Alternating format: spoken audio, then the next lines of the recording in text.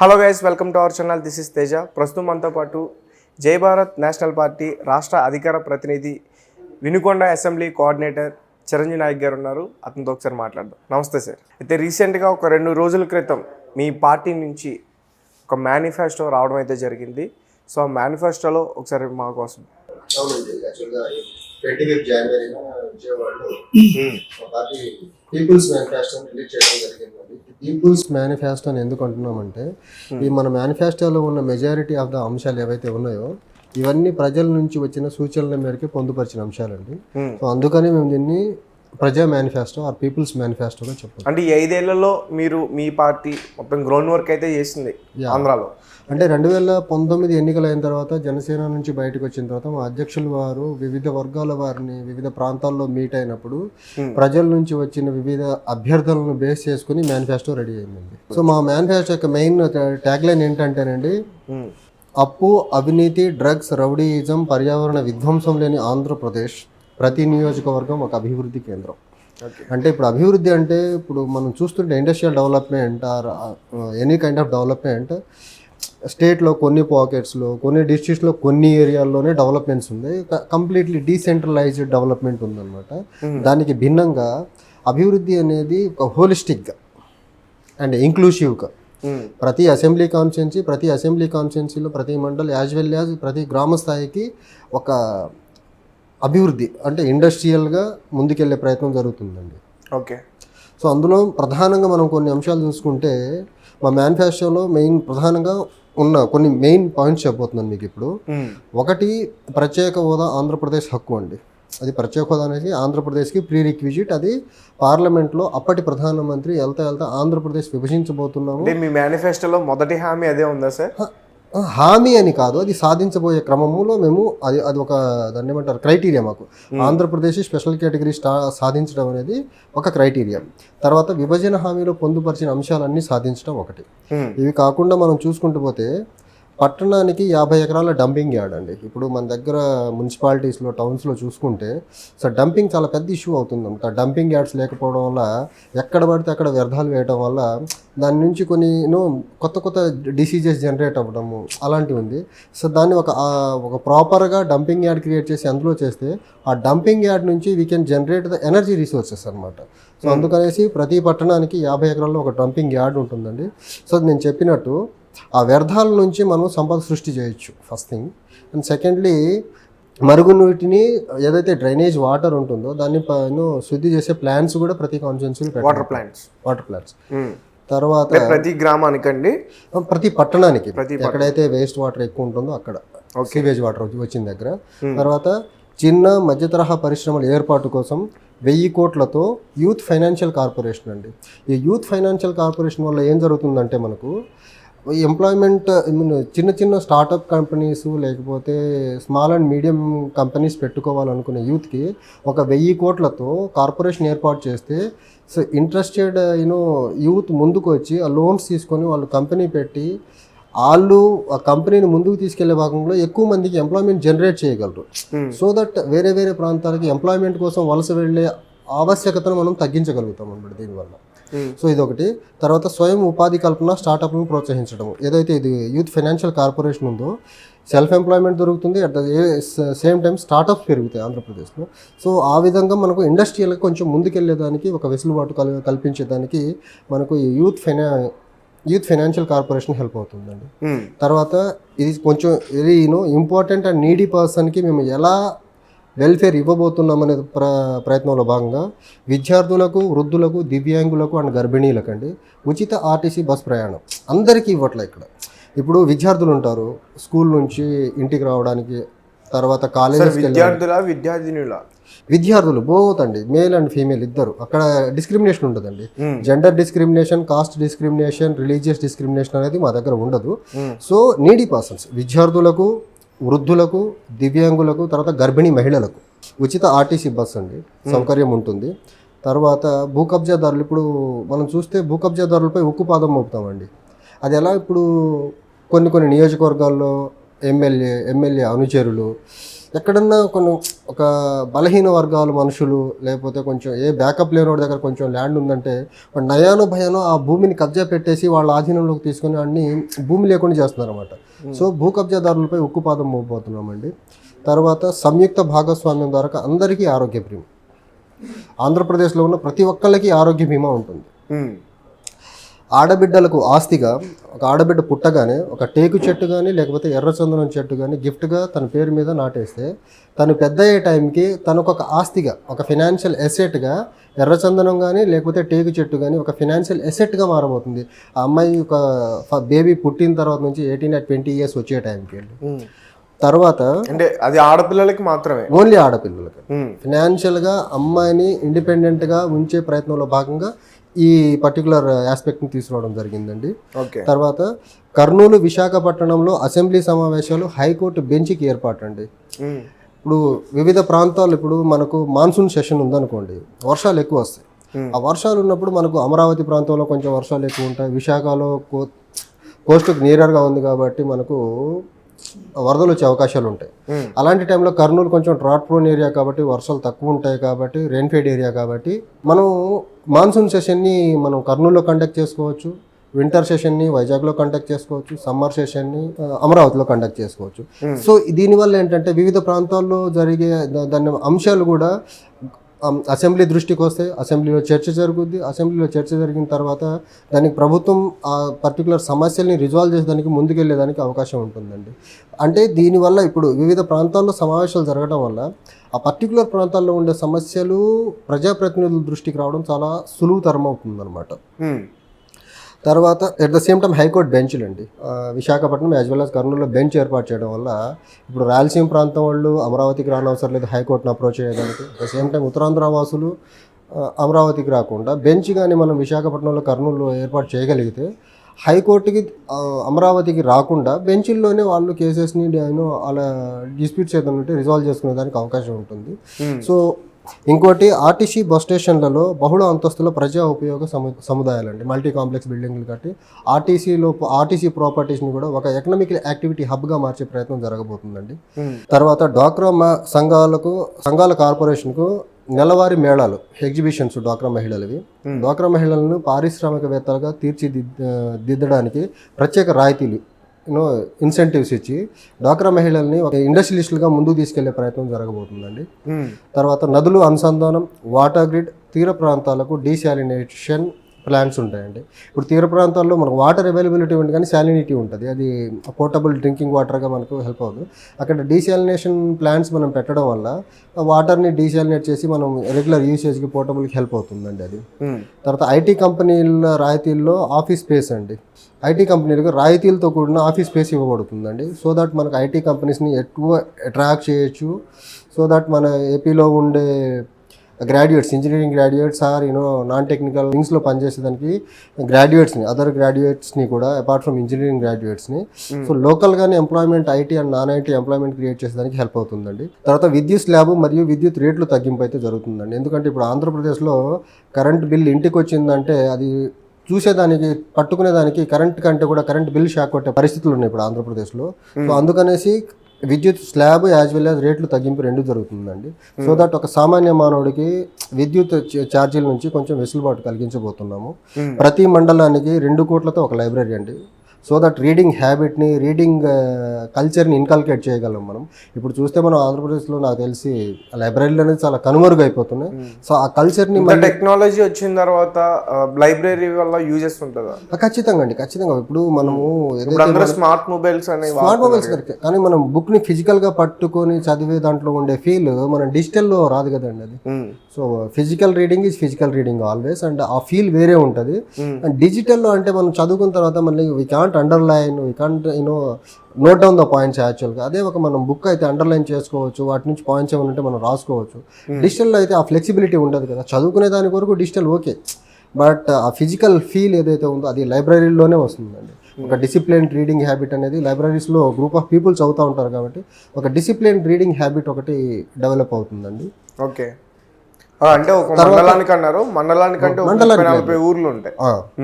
తర్వాత knowledge hub అండి, spoken English, తర్వాత యాప్టిట్యూడ్ కంప్యూటర్ కోర్సులు ఇవి ప్రతి మండలంలో ఎస్టాబ్లిష్ చేయబోతున్నామండి. ప్రతి జిల్లాకు పోటీ పరీక్షల కేంద్రం అండి. తర్వాత skill development centre.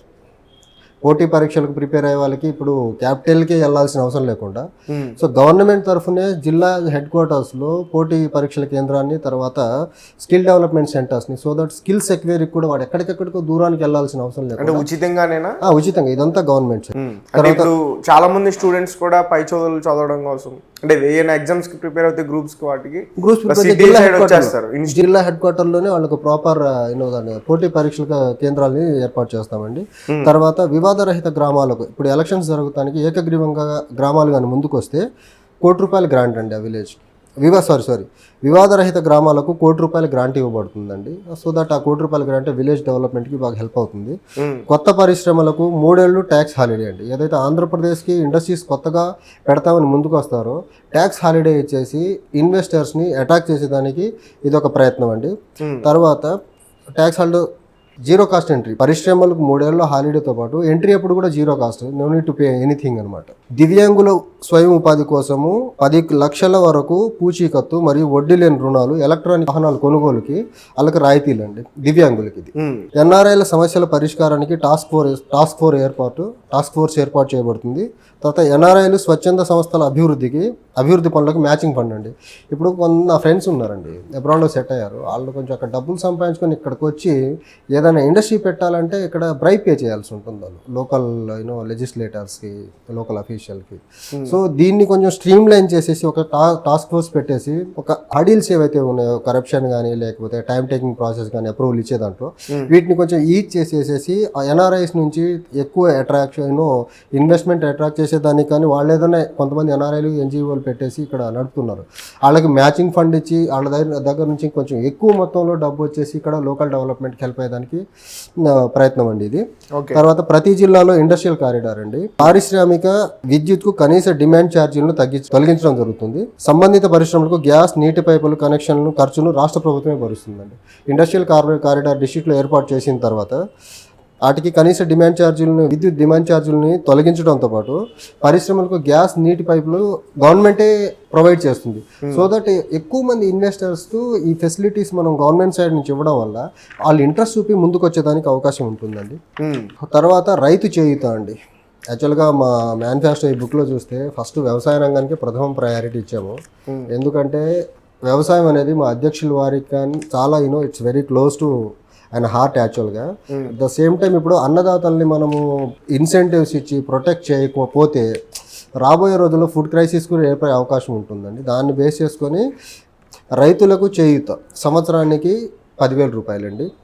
Swaminathan committee కనీస మద్దతు ధర వ్యవసాయ ఉత్పత్తి కొనుగోలు, స్వామినాథన్ కమిటీ రికమెండేషన్ బేస్ చేసుకొని ఎంఎస్పి కానీ తర్వాత వ్యవసాయ కొనుగోలు ఉత్పత్తుల్ని గవర్నమెంట్ మీడియేట్ చేసి కొనుగోలు చేసే ప్రయత్నం చేస్తుందండి. వ్యవసాయ రైతు కూలీల ఖర్చు సంవత్సరానికి ప్రతి రైతుకు 5,000 అండి. ఇప్పుడు రైతులకి యాక్చువల్గా లేబర్ కాస్ట్ ఎక్కువ పెరుగుతూ ఉంది.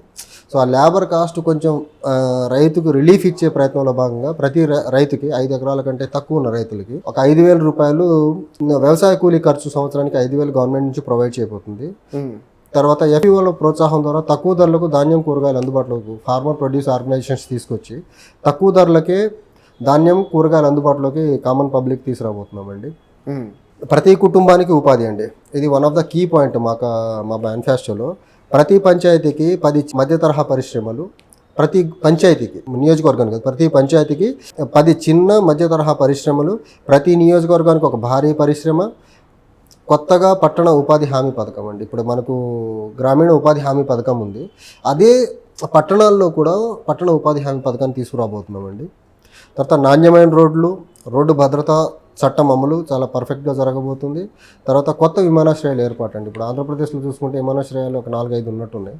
ఇప్పుడు మనకి ఈక్వల్గా ఉన్న కొంచెం అటు ఇటుగా ఉండే గుజరాత్కి అయితే ఆల్మోస్ట్ 20+ or 25+ ఎయిర్పోర్ట్లు ఉన్నాయి. సో ఎయిర్ కనెక్టివిటీ పెంచే ప్రయత్నంలో భాగంగా కొత్త విమానాశ్రయాలు ఏర్పాటు కూడా చేయబోతున్నామండి. తర్వాత ప్రతి గ్రామ పంచాయతీకి సంవత్సరానికి ₹1,00,00,000 గ్రాంట్, ఇందాక చెప్పినట్టు. ఓకే, ప్రతి గ్రామ పంచాయతీకి ₹1,00,00,000 గ్రాంట్ అండి. అంటే 5 సంవత్సరాలకి ప్రతి ఒక్క పంచాయతీకి వచ్చేసి ₹5 కోట్ల వస్తుందండి. తర్వాత ప్రతి ఒక్కరికి 10 లక్షల జీవిత బీమా ఉందండి. ఇప్పుడు ఏదన్నా ఎవరన్నా చనిపోతే జీవిత బీమా ఇది గవర్నమెంట్ తరఫు నుంచే ఇస్తున్నాం. దీనికి ఎలాంటి ఇన్సూరెన్స్ కంపెనీతో సంబంధం లేదండి, గవర్నమెంటే ఇస్తుంది. 10 lakhs ప్రతి ఒక్కరికి లైఫ్ ఇన్సూరెన్స్ అండి ఇది. ఓకే. ప్రతి ఇంటికి సబ్సిడీపై సోలార్ విద్యుత్ అండి. రైతు పారిశ్రామికవేత్తగా మారటానికి భూముల్లో సోలార్ ప్లాంట్ ఏర్పాటు చేసేదానికి ఒక చేయూతను ఇవ్వబోతుంది గవర్నమెంట్ సైడ్ నుంచి. తర్వాత సొంత ఇంటి నిర్మాణానికి ఇసుక కంకర నిర్మాణ స్థలం వద్దకే సరఫరా చేయబడుతుందండి ఇది. అంటే నీడీ పర్సన్స్ ఉంటారు, ఇల్లు కట్టుకోబోతారు, వాళ్ళు ఇప్పుడు కంకర కానీ ఇసుక కానీ కొనలేని పరిస్థితిలో ఉంటారు, ఉచితంగా గవర్నమెంట్ వాళ్ళకి ప్రొవైడ్ చేయబోతుంది. నాట్ ఫర్ మల్టీ కాంప్లెక్స్లు కట్టి అపార్ట్మెంట్స్ కట్టే వాళ్ళు కాదు, సామాన్య ప్రజలు ఎవరైతే సొంత ఇల్లు కట్టుకోబోతారో వాళ్ళు గవర్నమెంట్కి అర్జీ పెట్టుకోగలిగితే వాళ్ళకు ఉచితంగా ఇంటి వద్దకే ఇసుక యాజ్ వెల్ యాజ్ కంకరని సరఫరా చేస్తుంది గవర్నమెంటే. ఓకే. తర్వాత ఉద్యోగస్తులకి ఆటోమేటిక్ ప్రమోషన్ విధానము, choice posting, anganwadi ASHA workers పారిశుద్ధ్య కార్మికులకు జీతాల పెంపు, తర్వాత గ్రాట్యుటీ విశేష వేతన సౌకర్యం ఉంటుందండి. తర్వాత అన్ఎంప్లాయీస్కి వచ్చేసరికి మా పార్టీ మేనిఫెస్టో చాలా ప్రెస్టీజియస్గా తీసుకుందండి. ఇప్పుడు వరకు జాబ్ క్యాలెండర్ ఇస్తామన్నారు ప్రతి సంవత్సరము. జాబ్ క్యాలెండర్ ఇప్పుడు 4.5 సంవత్సరాలు అయింది. ఒక సంవత్సరం కూడా January 1st job calendar release చేయలేదు.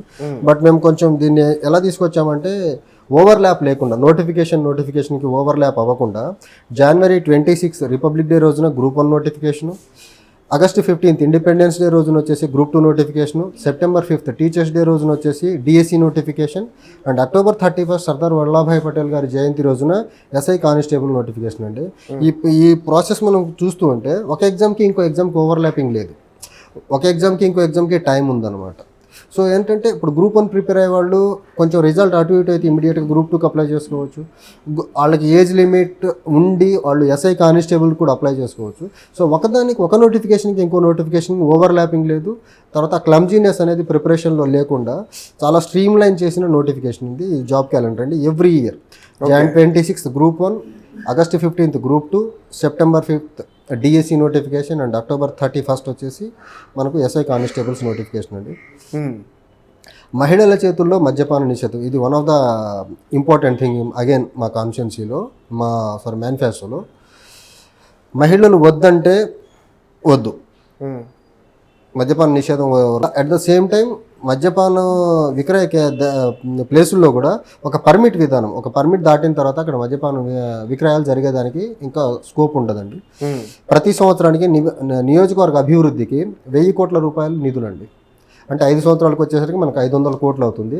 ఇది ఎమ్మెల్యేకి సంబంధం లేకుండా డైరెక్ట్గా స్టేట్ గవర్నమెంటే కాన్స్టిట్యున్సీకి గ్రాంట్ రిలీజ్ చేస్తుంది అనమాట. సో ఒక నియోజకవర్గానికి 5 కోట్ల రూపాయలు 5 సంవత్సరాలకు వచ్చి 500 కోట్లు అవుతుంది. అలానే గ్రామ పంచాయతీకి ఒక సంవత్సరానికి 1 కోటి రూపాయలు గ్రాంట్, 5 సంవత్సరాలకు వచ్చి 5 కోట్ల గ్రాంట్ అండి. గ్రామానికి 5 కోట్ల చొప్పున, నియోజకవర్గానికి 500 కోట్ల చొప్పున అభివృద్ధికి నిధులు ఇస్తున్నామండి. ప్రతి నియోజకవర్గానికి ఒక నిమ్స్ స్థాయి హాస్పిటల్, ఒక జిల్లా స్థాయికి వచ్చేసరికి ఎయిమ్స్ స్థాయి హాస్పిటల్ని గవర్నమెంట్ కట్టించబోతుందండి. ప్రతి మండలంలో మెడికల్ స్టోర్ అండి. ఇది మళ్ళీ సామాన్య ప్రజలకి చాలా చాలా అవుట్ ఆఫ్ పాకెట్ ఎక్స్పెండిచర్ని తగ్గించేదానికి హెల్ప్ అవుతుంది ఇది. సో ప్రతి మండలంలో ప్రభుత్వం మెడికల్ స్టోర్ ఓపెన్ చేసి రన్ చేస్తుంది. అది కనీస మద్దతు ధర అనేది చాలా తక్కువ ఉంటుంది. అది ఎంఆర్పి అనేది చాలా తక్కువ ధరకే వాళ్ళకు ఉంటుంది. సో దట్ ఏంటంటే ప్రైవేట్ మెడికల్ స్టోర్స్ వాళ్ళకు కూడా ఒక ఆబ్లిగేషన్ క్రియేట్ అయ్యి వాళ్ళు కూడా ఖచ్చితంగా ఏదైతే మన మందులు ఉంటాయో మెడికల్ షాప్స్లో దొరికే మందులు అవి ధరలు తగ్గించి ఒక సామాన్యుడికి కొంచెం చాలా ఒక రిలీఫ్ ఇస్తుంది అనమాట. అవుట్ ఆఫ్ పాకెట్ ఎక్స్పెండిచర్ని చాలా తగ్గిస్తుందండి. తర్వాత పెట్రోల్ డీజిల్లపై రాష్ట్ర పన్ను తగ్గిస్తుందండి. స్టేట్ గవర్నమెంట్ ఏదైతే వ్యాట్ వేస్తుందో పెట్రోల్ డీజిల్పై, సో దీని మీద వ్యాట్ తగ్గించడం వల్ల మనకి ఏం జరుగుతుందంటే ట్రాన్స్పోర్ట్ ఫెసిలిటీస్ మీద ట్రాన్స్పోర్ట్ యొక్క కాస్ట్ తగ్గుతుంది. ట్రాన్స్పోర్ట్ కాస్ట్ తగ్గడం వల్ల మనకు వివిధ కమోడిటీస్ యొక్క ప్రైసెస్ కూడా తగ్గుతుంది. ఎందుకంటే everything is associated with transport అండి. ఎప్పుడైతే డీజిల్ ధరలు పెరుగుతాయో ఆటోమేటిక్గా నిత్యావసర వస్తువులు ట్రాన్స్పోర్ట్ మీద లింక్ అయ్యే ప్రతి వస్తువు యొక్క ధరలు పెరుగుతుంది. దీన్ని మనం ఒక్కసారిగా డీజిల్ పెట్రోల్లో వ్యాట్ మనం స్టేట్ గవర్నమెంట్ తగ్గించగలిగితే ఖచ్చితంగా మిగిలిన అన్ని వస్తువుల ధరలు తగ్గేదానికి అవకాశం ఉందండి. సో దట్ సామాన్యుడికి చాలా రిలీఫ్ అవుతుంది అది. తర్వాత ఇప్పుడు నుంచి ఇంటి వద్దే ఎఫ్ఐఆర్ అండి. ఇంటి వద్ద నుంచి మీరు ఫోన్ చేసి ఎఫ్ఐఆర్ లాడ్జ్ చేయొచ్చు. మొబైల్ పోలీస్ స్టేషన్స్ ఉంటాయి, వాళ్ళే ఇంటికి వచ్చి ఎఫ్ఐఆర్ రిజిస్టర్ చేసుకుంటారు. తర్వాత గ్రామీణ కోర్టులు అండి. గ్రామీణ కోర్టులు ఏర్పాటు చేసి గ్రామాల్లో ఏదైతే వివాదాలు ఉన్నాయో అవి గ్రామాల్లోనే ఆ వివాదాల పరిష్కారం చూపడుతుంది. ఫర్ దట్ గ్రామీణ కోర్టులు కూడా ఎస్టాబ్లిష్ చేయబోతున్నామండి. చాలా కొత్తగా ఉంది సార్ గ్రామీణ కోర్టు. గ్రామీణ అది ఆల్రెడీ మనకు యాక్ట్ ఉందండి, నేషనల్ గ్రామీణ న్యాయాలయ యాక్ట్ 2008 ఏదో ఒక యాక్ట్ ఉంది. ఆ యాక్ట్ని మనం తూచా తప్పకుండా ఇంప్లిమెంట్ చేస్తామండి. సెంట్రల్ గవర్నమెంట్ యాక్ట్ తీసుకొచ్చింది యాక్చువల్గా అది. సో ఆ యాక్ట్ ఉందనే విషయం మరి ప్రస్తుతం ఉన్న గవర్నమెంట్స్కి తెలుసో లేదో మాకు తెలియదు, కానీ ఆ యాక్ట్ ద్వారా గ్రామీణ కోర్టులు ఏర్పాటు చేసి ఏదైతే లోకల్ ఇష్యూస్ ఉన్నాయో వాళ్ళు హయ్యర్ కోర్ట్స్ వెళ్లకుండా విలేజ్ లెవెల్లోనే చిన్న చిన్న కేసులను విలేజ్ లెవెల్లోనే అవి పరిష్కారం చూపే మార్గాలు చేయొచ్చండి. ఓకే. తర్వాత ప్రతి నియోజకవర్గానికి అంతర్జాతీయ ప్రమాణాలతో ఒక స్కూల్ అండి. ప్రతి జిల్లాకు ఒలింపిక్ స్థాయి ట్రైనింగ్ సెంటర్. తర్వాత 6వ తరగతి నుండి సైనిక శిక్షణ, కాలేజీల్లో ఎన్ఎస్ఎస్ భాగస్వామ్యం అండి. దీనివల్ల ఏంటంటే ఇంటర్నేషనల్ స్టాండర్డ్ స్కూల్స్ వస్తాయి మనకు. తర్వాత ఒలింపిక్ స్పోర్ట్స్ ఏవైతే ఉంటాయో ఆ ట్రైనింగ్ ఇచ్చేసి ఒలింపిక్కి మన స్టేట్ నుంచి ఎక్కువ మందిని రిప్రజెంట్ చేసేదానికి ఒక ట్రైనింగ్ ఇప్పించగలము. అట్ ద సేమ్ టైం 6వ తరగతి నుంచి వాళ్ళకి మిలిటరీ ట్రైనింగ్ ఇవ్వడం వల్ల ఒక డిసిప్లైన్డ్ దట్ స్టూడెంట్గా తయారవుతాడు. కాలేజ్కి వచ్చేసరికి ఇప్పుడు ఎన్ఎస్ఎస్ కొన్ని కాలేజీల్లోనే ఉన్నాయి, అన్ని కాలేజీల్లోనూ ఎన్ఎస్ఎస్ యాక్టివిటీస్ తీసుకొచ్చి వాళ్ళకు ఒక దాన్ని ఏమంటారు ఒక డిసిప్లైన్డ్ స్టూడెంట్గా సిటిజన్గా తయారు చేసేదానికి వాళ్ళకు స్కూలింగ్ నుంచే establishment military training as well as NSS training ద్వారా మనం చేయబోతున్నామండి.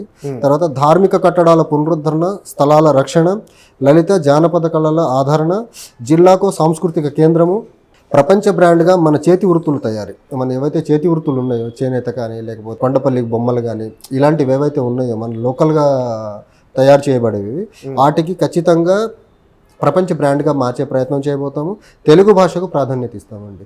తెలుగు భాషకు ప్రాధాన్యత ఇంగ్లీష్కి అగెనిస్ట్ కాదండి. ఇప్పుడు ఒక ఏజ్కి వచ్చేసరికి ఇంగ్లీష్ మీడియం ఓకే, కానీ ఇప్పుడు మన పేరెంట్స్ ఆ స్టేజ్ చూసుకుంటే వాళ్ళకి ఇంగ్లీష్తో అంత ఫెమిలియారిటీ ఉండదు. సో అలాంటి వాళ్ళని దృష్టిలో పెట్టుకొని అందరికీ అన్ని రీచ్ అయ్యే విధంగా తెలుగు భాషకు ఖచ్చితంగా ప్రాధాన్యత ఇస్తామండి. ఓకే. ఇప్పుడు మన పక్క రాష్ట్రంలో తమిళనాడు ఉంది, ఖచ్చితంగా వాళ్ళు తమిళకి చాలా ప్రయారిటీ ఇస్తాడు. కన్నడ ఉంది, కన్నడలో ఇప్పుడు వాళ్ళు కూడా కన్నడకి ప్రయారిటీ ఇస్తారు. సేమ్ అలానే మేము కూడా అడ్మినిస్ట్రేషన్లో ప్రతి జీవో తెలుగులో వచ్చేలా ఒక నిర్ణయం చేయబోతున్నామండి. తర్వాత ఎక్సైజ్ పాలసీ అండి. సో ఇందాక చెప్పినట్టు రైతుకు చేయూత పథకం కింద 16,000 అండి. ఇప్పుడు మనకు గవర్నమెంట్ ఆఫ్ ఆంధ్రప్రదేశ్లో మనకి ఏముందంటే గవర్నమెంట్ ఆఫ్ ఆంధ్రప్రదేశ్ ఒక సెంట్రల్ గవర్నమెంట్ నుంచి 6,000 PM కిసాన్ కింద వస్తుంది. ఒక 6,500 వచ్చేసి 7,500 వచ్చేసి స్టేట్ గవర్నమెంట్ ఇస్తుంది. కలిపితే సమ్వేర్ అరౌండ్ 13,500 వస్తుంది. సో దానికి మేమేంటంటే ప్రతి రైతుకి 5 ఎకరాల కంటే తక్కువ భూమి ఉన్న రైతుకి సంవత్సరానికి 16,000 రూపాయలు రైతు చేయూత పథకం కింద అందించబోతున్నామండి ఖరీఫ్ రబీ పంటలకి. ఓకే. తర్వాత డాక్టర్ ఎంఎస్ స్వామినాథన్ వ్యవసాయ కార్మిక ఉపాధి హామీ పథకం అండి. దీనికి రాష్ట్ర ప్రభుత్వం వాదాగా రైతుల యొక్క కూలీల ఖర్చు తగ్గించేదానికి ఈ పథకం కింద స్వామినాథన్ వ్యవసాయ కార్మిక ఉపాధి హామీ పథకం కింద ఒక 5,000 రూపాయలు ఇన్సెంటివ్ రైతులకి ఇవ్వబోతున్నామండి సంవత్సరానికి. తర్వాత ఇందాక చెప్పినట్టు స్వామినాథన్ కమిటీ రికమెండేషన్ బేస్ చేసుకుని C2+50 బేసిస్ కింద ఎంఎస్పికి రైతులు ధాన్యాలు కొనుగోలు చేసేలా ప్రయత్నం అండి. ఇది ఇంకో ఇంపార్టెంట్ థింగ్ ఏంటంటే కౌలు రైతులకి గుర్తింపు సహాయం అండి. ఇప్పుడు ప్రస్తుతం గవర్నమెంట్ నుంచి వచ్చే బెనిఫిట్స్ ఏవైతే ఉంటాయో కౌలు రైతులకు వచ్చే పరిస్థితి లేదు. సో ఆంధ్రాలో కొంచెం మెజారిటీ కౌలు రైతులు కూడా ఉన్నారు కాబట్టి వాళ్ళని కూడా దృష్టిలో పెట్టుకొని, ఎందుకంటే ఇప్పుడు మన ఫుడ్ సెక్యూరిటీలో కానీ అగ్రికల్చర్లో వాళ్ళ కాంట్రిబ్యూషన్ చాలా ఎక్కువ ఉంది కౌలు రైతులది. దాన్ని బేస్ చేసుకొని కౌలు రైతులకు గుర్తింపు సహాయం 2 చేయబోతుందండి గవర్నమెంట్. రాష్ట్రంలో కనీసం 35 లక్షల మంది కౌలు రైతులు ఉన్నారు. వాళ్ళకు గుర్తింపు కార్డు ఇవ్వడానికి నిబంధనలు సరిగ్గా లేవు. ఆ నిబంధనలను సడలించి ఆ చట్టంలో మార్పులు తీసుకొచ్చి కౌలు రైతుల నుండి దరఖాస్తులు తీసుకొని గ్రామసభ ద్వారా వాళ్ళని గ్రామసభలో డిసైడ్ చేసి కౌలు రైతా కాదా అనేసి వాళ్ళకి CCRC కార్డులు ఇచ్చేస్తామండి. తర్వాత కౌలు రైతులు బ్యాంకు నుండి పంట రుణాలను ఇప్పించడానికి ప్రభుత్వం కౌంటర్ గ్యారెంటీ ఇస్తుంది. కౌలు రైతులకి బ్యాంకుల నుంచి అగ్రికల్చర్ లోన్ తీసుకునేదానికి, లేదా కౌలు రైతులు జాయింట్ లయబిలిటీ గ్రూపులు తయారు చేసి వడ్డీ లేని రుణాలను ఇప్పిస్తుంది. జాయింట్ లయబిలిటీ గ్రూప్స్ క్రియేట్ చేసేసి పంట నష్టపరిహారం, పంటల బీమా వంటి పథకాలు మొత్తం కౌలు రైతులందరికీ వర్తింపజేసేలా.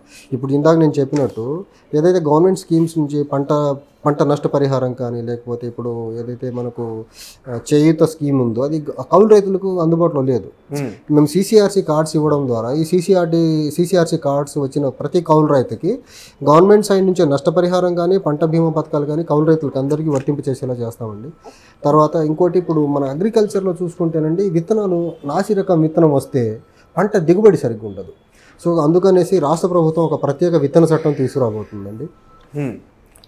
తర్వాత చట్టబద్ధతో కూడిన ఒక రైతు కమిషన్ ఏర్పాటు చేసేసి రైతులకు ఉండే సమస్యల్ని అది రిజాల్వ్ చేసేదానికి హెల్ప్ అవుతుందండి.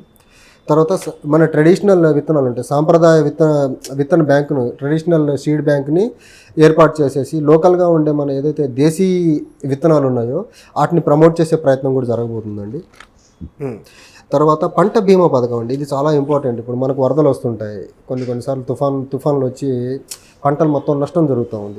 అలాంటి పరిస్థితుల్లో ప్రకృతి వైపు నేచురల్ కలామిటీస్ వచ్చి ఏదన్నా మనకు పంట నష్టం జరిగితే 15 రోజుల్లో రైతులకి 15,000 రూపాయలు సహాయం అందించబోతున్నామండి, 15 రోజుల్లోనే. సో దానికి ఎక్కువ టైం తీసుకునే పరిస్థితి లేకుండా, ఇస్తామని చెప్పి ఇవ్వకుండా దాటేయకుండా 15 రోజుల్లోనే పంట నష్టం జరిగిన 15 రోజులకి ఈ నష్టపరిహారం అందించబోతున్నామండి. తర్వాత విద్య, ప్రతి నియోజకవర్గంలో సమీకృత విద్యా విధానంతో అంతర్జాతీయ స్థాయి పాఠశాలను ఏర్పాటు చేయడం, విద్య, క్రీడలు, నైపుణ్యాభివృద్ధి, శారీరక, భావోద్వేగ, మేధో, ప్రకృతి, ఆధ్యాత్మిక శ్రేయస్సుపై దృష్టి సారించడం జరుగుతుందండి. తర్వాత వృత్తి 11వ తరగతి నుంచి ఎన్ఎస్ఎస్ ఇందాక చెప్పాను.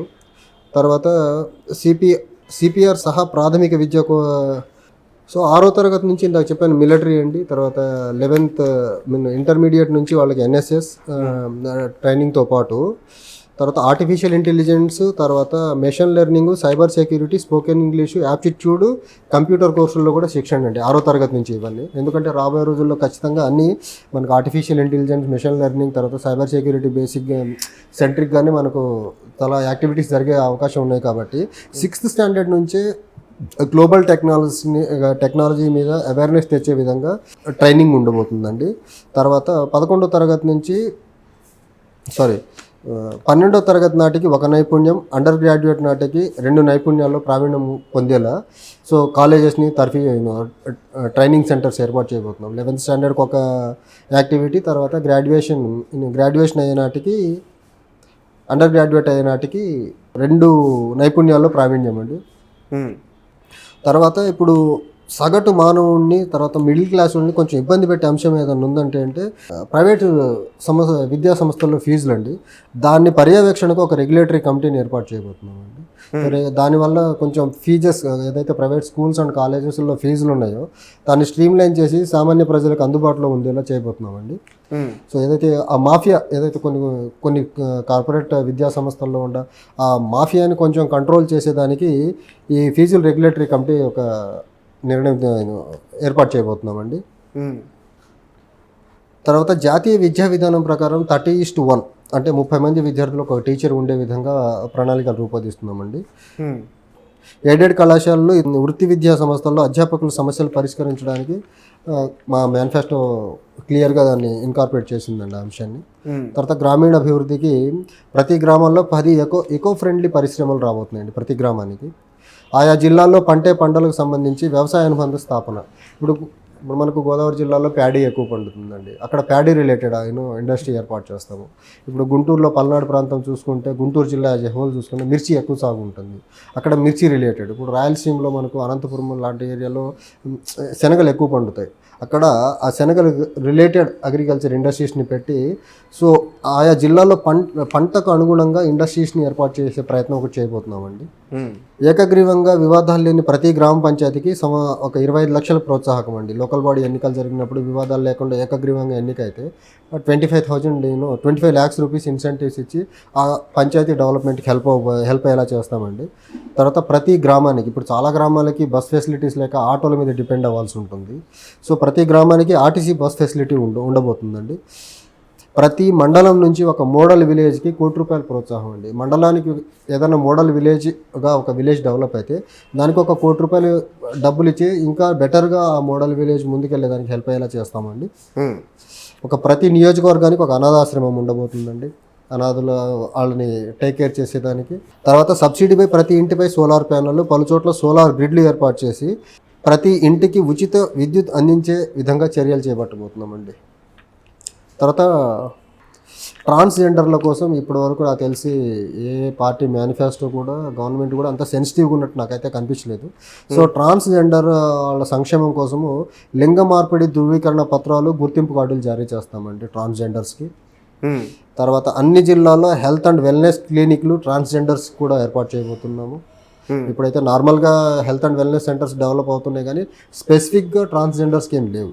సో ట్రాన్స్జెండర్స్కి కూడా స్పెషల్గా హెల్త్ అండ్ వెల్నెస్ క్లినిక్లు ఏర్పాటు చేయబోతున్నాం. 2 లక్షల వరకు వడ్డీ లేని పూచీకత్తు లేని రుణాలు ట్రాన్స్జెండర్స్ కూడా.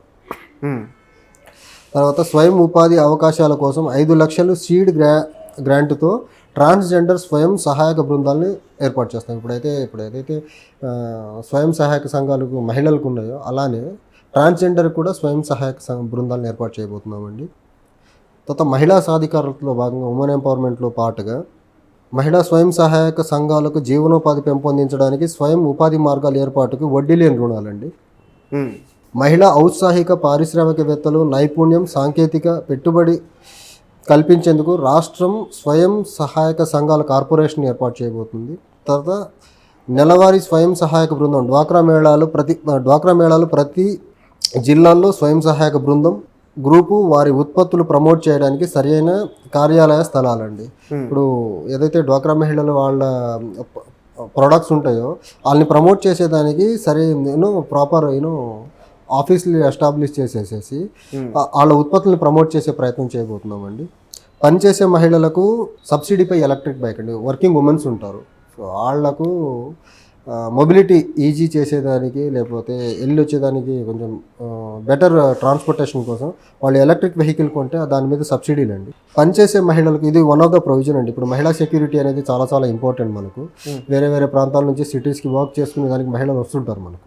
వాళ్ళ కోసం ఏంటంటే పనిచేసే వర్కింగ్ ఉమెన్కి బస్ స్టాండ్స్ రైల్వే స్టేషన్స్ దగ్గరలో ఉమెన్ హాస్టల్స్ ఎస్టాబ్లిష్ చేయబోతున్నాం గవర్నమెంట్. సో ఇదేంటంటే వాళ్ళ సెక్యూరిటీని దృష్టిలో పెట్టుకొని చేయబోతున్నాం. ఇది మహిళలకి పర్టికులర్లీ వర్కింగ్ ఉమెన్కి చాలా హెల్ప్ అవబోతుందండి ఇది. సో ప్రొఫెషనల్ మెయింటెనెన్స్తో రాష్ట్ర వ్యాప్తంగా మహిళలకు పారిశుద్ధ్య మరుగుదొడ్లు అండి. పారిశుద్ధ్య మరుగుదొడ్లు స్పెసిఫిక్గా మహిళలకే లేవు అనమాట. సో వాటిని రాష్ట్రం మొత్తము మహిళల కోసము స్పెషల్గా పారిశుద్ధ్య మరుగుదొడ్లు ఏర్పాటు చేయబోతున్నామండి. తర్వాత ఎవరైతే విడో రీమ్యారేజెస్ వితంతు పునర్వివాహాలకు ప్రోత్సాహకం అండి, నగదు ప్రోత్సాహం ఇవ్వబడుతుంది విడో రీమ్యారేజెస్ ప్రమోట్ చేసేదానికి. ఓకే. సో తర్వాత మనం ఎక్సైజ్ పాలసీల్లో వచ్చేసి ఇందాక చెప్పినట్టు మహిళల చేతుల్లో మద్యపానం అండి, వాళ్ళు వద్దు అంటే వద్దు. తర్వాత గ్రామాల్లో మద్యం షాపులు భవితన్యానికి నిర్ణయించడానికి కనీసం 50% మహిళలు హాజరుతో గ్రామసభ నిర్వహించడం అండి. 50% మహిళలు అక్కడ గ్రామసభ నిర్వహించిన తర్వాత గ్రామాల్లో అక్కడ మహిళలు వద్దు అని డిసైడ్ చేస్తే ఖచ్చితంగా అక్కడ మద్యం షాపును తీసేస్తామండి. మద్యం సేవించుటకు పర్మిట్ విధానాన్ని తీసుకురావడం, 21 ఏళ్ళు నిండిన వారు మద్యం సేవించడానికి వ్యక్తిగత పర్మిట్లు తీసుకోవాలి. ఇప్పుడు మనకు విచ్చలవిడి మద్యం విక్రయాల వల్ల బెల్ట్ షాపుల వల్ల టీనేజర్స్ అండి, అంటే 21 మైనారిటీ కూడా తీరకుండానే మద్యం సేవించి తర్వాత ఆ లేటర్ ఆన్ ఫేజ్లో వాళ్ళు డ్రగ్స్కి అడిక్ట్ అవుతున్నారు. దాన్ని కంట్రోల్ చేసేదానికి ఆ డ్రగ్స్ మద్యాన్ని దూరం ఉంచేదానికి పర్మిట్ విధానము. 21 years తర్వాత మద్యం సేవించాలంటే ఫస్ట్ పర్మిట్ తీసుకోవాల్సి ఉంటుంది. వాళ్ళు ఆ పర్మిట్ ఉన్న వాళ్ళకే వైన్ షాప్లో మనం లిక్కర్ కొనేదానికి అవకాశం ఉంటుందండి.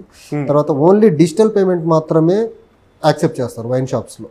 సో ఫిజికల్ క్యాష్ వచ్చి లిక్విడ్ ద్వారా జరిగేదానికి లేదు, ఓన్లీ డిజిటల్ పేమెంట్ ద్వారానే మద్యం విక్రయాలు జరుగుతాయండి.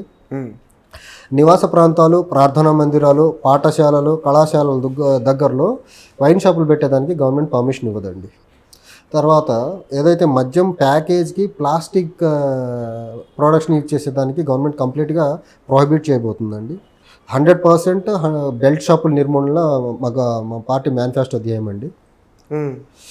డ్రగ్ పెడ్లర్లపై చాలా కఠినమైన చర్యలు ఉంటాయి. డ్రగ్ లేని ఆంధ్రప్రదేశ్ కోసం ఉక్కుపాదం మోపుతామండి. సో ఇక్కడ డ్రగ్స్ విషయానికి వచ్చేసరికి మా అధ్యక్షులు వారు యాక్చువల్గా బాంబేలో థానే కమిషనర్గా చేశారు, ఆయనకి ఎక్స్పీరియన్స్ ఉంది. అక్కడ డ్రగ్స్ పెడ్లర్స్ని ఎలా కంట్రోల్ చేయాలనేది ఖచ్చితంగా మా అధ్యక్షుల వారికి ఖచ్చితంగా ఒక ప్రణాళిక ఉందండి. సో డ్రగ్ లేని ఆంధ్రప్రదేశ్ కోసం మాత్రం చాలా బలంగా ప్రణాళిక ఉందండి మా దగ్గర నుంచి. ఇప్పుడు ఇంకోటి ఇందాక ఆరోగ్యంలో నేను నిమ్స్ లెవెల్ హాస్పిటల్ వచ్చేసి ప్రతి నియోజకవర్గాన్ని, తర్వాత ఎయిమ్స్ లెవెల్ హాస్పిటల్ వచ్చేసేసి ఎయిమ్స్ స్టాండర్డ్ ఉన్న హాస్పిటల్ వచ్చేసి జిల్లాకి అని చెప్పాను కదా. దాంతోపాటు ఆరోగ్యంలో మనం ఇంకోటి ఏమనుకుంటున్నామంటే ప్రతి నియోజకవర్గానికి ఎంఆర్ఐ సిటీ స్కాన్లతో కూడిన డయాగ్నోస్టిక్స్ సెంటర్ని పెట్టేస్తే మనకి ఏదైతే ఈ టెస్టులకి అయ్యే ఖర్చుల్ని తగ్గించేసేసి ఇందాక చెప్పినట్టు అవుట్ ఆఫ్ పాకెట్ ఎక్స్పెండిచర్ని తగ్గించేదానికి చాలా హెల్ప్ అవుతుందండి. ఇప్పుడు మనం సంక్షేమానికి వచ్చేసరికి ప్రతి నియోజకవర్గానికి ఏడాదికి 100 కోట్లు అని చెప్పాం కదా. సో నియోజకవర్గానికి 5 సంవత్సరాలకు వచ్చి 500 కోట్లు అవుతుంది. నియోజకవర్గాల వారిగా స్పెసిఫిక్ మేనిఫెస్టో ఉంటుంది మా దగ్గర నుంచి. నియోజకవర్గ పరిధిలో ఎంపీ ఎమ్మెల్యే కార్యాలయాలు ప్రతి నియోజకవర్గాలు ఏర్పాటు చేసుకోవాల్సింది. తర్వాత ప్రతి కుటుంబానికి ఉపాధి హక్కు కల్పించబోతున్నాము.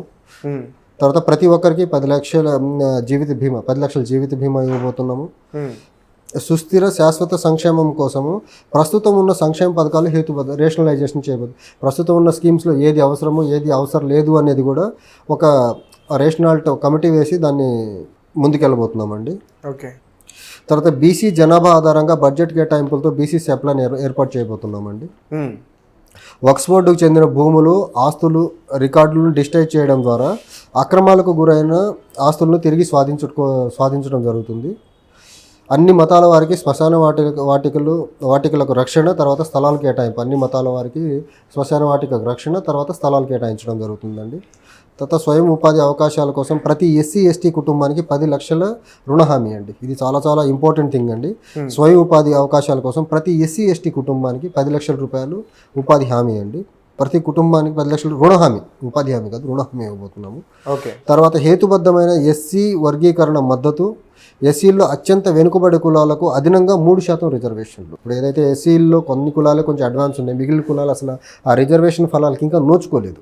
సో అత్యంత వెనుకబడిన ఎస్సీ కులాలను గుర్తించి వాళ్ళకి ఎనదరకు 3% రిజర్వేషన్ని ఇవ్వడానికి మేము కసరత్తు చేయబోతున్నామండి. ఎస్సీ ఎస్టీ జనాభాలో ఆధారంగా బడ్జెట్ కేటాయింపుల్లో ఎస్సీ ఎస్టీ సప్లాన్ ఏర్పాటు చేయబోతున్నామండి.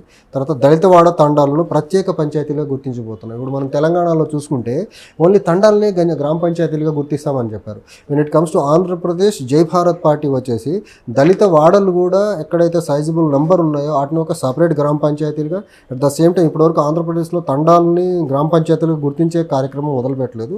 ఇది మా పార్టీ అధికారంలోకి వచ్చిన తర్వాత దళిత వాడలను తండాలని ప్రత్యేక పంచాయతీలుగా గుర్తించబోతున్నామండి. సో పరిశ్రమలకు విషయానికి వచ్చేసరికి అంటే వైజాగ్ స్టీల్ ప్లాంట్ ప్రైవేటీకరణ ఆపడం లేదా సేల్లో విలీనాన్ని కృషి చేస్తామండి. అది ఏదైనా విక్రయాన్ని ఆపడం కానీ దాన్ని సేల్లో కలపడం కానీ కృషి చేయాల్సి ఉంటుంది. ఎందుకంటే మనకు ఆంధ్రప్రదేశ్కి చాలా emotional thing Vizag steel plant అనేది. ప్లాన్ అప్రూవల్ ఛార్జీలు, తర్వాత పవర్ డిపాజిట్ ఛార్జీలు, కన్వర్షన్ ఛార్జీలు లేదా రిజిస్ట్రేషన్ ఛార్జీలతో సహా అన్ని కొత్త పరిశ్రమలకు zero cost entry, production start అయిన 3 ఏళ్ల తర్వాత ఛార్జీలు వాయిదా పద్ధతిలో ప్రొడక్షన్ స్టార్ట్ అయిన 3 సంవత్సరాల తర్వాత వాయిదా పద్ధతిలో రికవరీ చేయబోతున్నామండి. తర్వాత పరిశ్రమల కోసం ప్లగ్ అండ్ ప్లే ఏర్పాటుకు వీలుగా ప్రతి జిల్లాల్లో ల్యాండ్ బ్యాంక్ ఏర్పాటు చేయబోతున్నామండి. ప్రతి జిల్లాకి ల్యాండ్ బ్యాంక్ ఇండస్ట్రీస్ కోసము. ప్రతి జిల్లాకు ఇండస్ట్రియల్ కారిడార్ ప్రోగ్రామ్ కింద డెడికేటివ్ ఇండస్ట్రియల్ కారిడార్, ప్రతి జిల్లాకు డెడికేటెడ్ ఇండస్ట్రియల్ కారిడార్ అండి.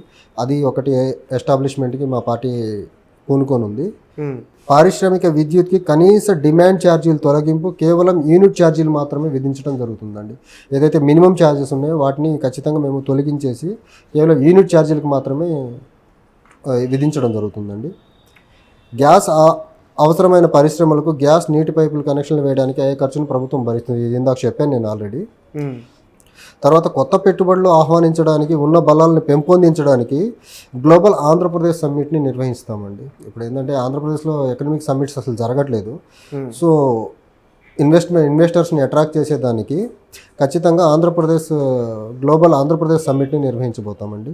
సో దట్ గ్లోబల్ ప్రపంచవ్యాప్తంగా ఉన్న ఇన్వెస్టర్స్ వచ్చి ఆంధ్రప్రదేశ్లో ఇన్వెస్ట్మెంట్కి దాన్ని ఏమంటారు ఒక ప్లాన్ని రెడీ చేయబోతున్నామండి. తర్వాత పారిశ్రామిక మౌలిక సదుపాయాలకి అభివృద్ధి వార్షిక వ్యయ కోటాను రిజర్వ్ చేస్తామండి. తర్వాత జీడిపప్పు, జనపనార, చెరకు, సుగంధ ద్రవ్యాలు మొదలైన వాటితో దెబ్బతిన్న వ్యవసాయ పరిశ్రమలు పునరుద్ధరణ అండి. ఇప్పుడు అనకాపల్లి ప్రాంతంలో మనకు చెరకు ఉంది, ఫ్యాక్టరీగా ఆల్మోస్ట్ బెల్లం ఫ్యాక్టరీస్ ఉన్నట్టున్నాయి, అవి కొంచెం మూతపడి ఉన్నాయి, వాటిని పునరుద్ధరణ. తర్వాత జీడిపప్పు, జనపనార, వీటన్నిటి దెబ్బతిన్న వ్యవసాయ పరిశ్రమలని మళ్ళీ పునరుద్ధరిస్తామండి.